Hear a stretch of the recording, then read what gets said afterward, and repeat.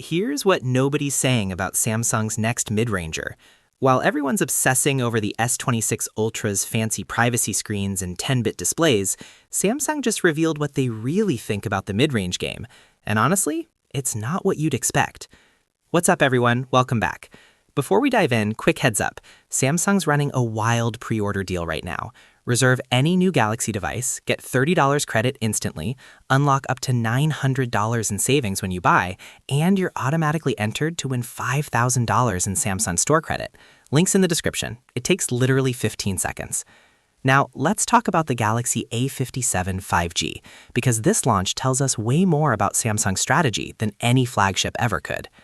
So here's the thing. The A57 just cleared certifications in Singapore, India, Bluetooth SIG, TENA, Google Play Console, the full regulatory world tour. Model number SM-A576B/DS confirms dual SIM, global rollout, the works. Normally, when a phone hits this many databases, the hype train leaves the station. But here's what's fascinating. There's no hype. No leaks teasing groundbreaking features, no whispers of game-changing specs. Just silence. And that silence is the whole story. Because while brands like Nothing, Realme, and even Xiaomi are throwing haymakers in the mid-range, experimenting with flagship chips, 100-watt charging, and aggressive pricing, Samsung's doing something completely different. They're playing defense, and it's working. Let me explain. The Galaxy A series isn't Samsung's innovation lab. It's their profit engine.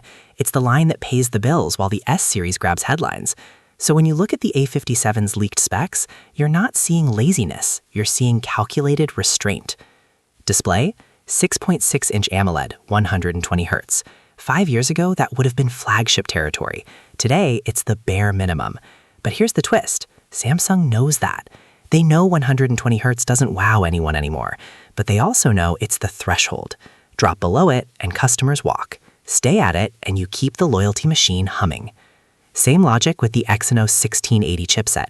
Reports say it's 15 to 20% faster than the A56's processor. Not a revolution, but here's what matters.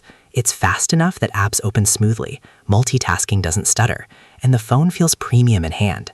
Samsung's not trying to win benchmarks. They're optimizing for good enough to keep you in the ecosystem.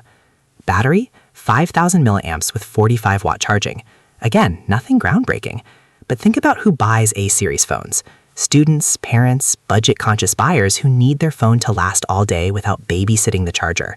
Samsung's delivering reliability, not fireworks. And in the mid-range, reliability sells.